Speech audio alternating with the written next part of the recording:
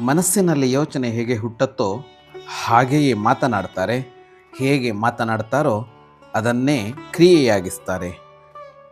ಹೀಗೆ ಇರೋದು ಸಜ್ಜನಿಕೆಯ ಲಕ್ಷಣ ಅಂತ ಒಬ್ಬ ವಿವೇಕಿ ಹೇಳ್ತಾನೆ. ಮನಸ್ಸಿನ ಯೋಚನೆ ಒಂದು, ಆಡುವ ಮಾತು ಒಂದು, ಮಾಡುವ ಕೆಲಸ ಇನ್ನೊಂದು ಅಂತ ಆದರೆ ಅದು ಸಜ್ಜನಿಕೆಯಲ್ಲ ಅಂತ. ಯಥಾಚಿತ್ತಂ ತಥಾ ವಾಚೋ ಯಥಾ ವಾಚಸ್ತಥಾ ಕ್ರಿಯಾಃ ಚಿತ್ತೇ ವಾಚಿ ಕ್ರಿಯಾಯಾಂಚ ಸಾಧೂನಾಮೇಕರೂಪತ. ಮನಸ್ಸು, ಮಾತು ಮತ್ತು ಕ್ರಿಯೆಗಳಲ್ಲಿ ಏಕರೂಪತೆ ಇರುತ್ತೆ ಅವರಿಗೆ ಅಂತ. ಅಂದರೆ ಏಕರೂಪತೆ ಇರಬೇಕು ಅಂತ. ಏನನ್ನೋ ಯೋಚಿಸಿ ಇನ್ನೇನನ್ನೋ ಹೇಳಿ ಮತ್ತೇನೋ ಮಾಡ್ತಾ ಇರೋದಿದೆಯಲ್ಲ, ಅದಕ್ಕೆ ವಂಚನೆ ಅಂತ ಹೆಸರು. ಜಗತ್ತಿಗೆ ಆ ಮೋಸ ಮಾಡ್ತಾ ಹೋಗೋದಿದೆಯಲ್ಲ, ಅದು ಪಾಪದ ಕೆಲಸವೂ ಹೌದು, ದುಷ್ಟ ಕಾರ್ಯವೂ ಹೌದು. ಹಾಗಾಗಿ ಮನಸ್ಸಿನಲ್ಲಿ ಏನಿದೆಯೋ ಅದನ್ನೇ ಮಾತನಾಡೋದು ಅಭ್ಯಾಸ ಮಾಡೋಣ.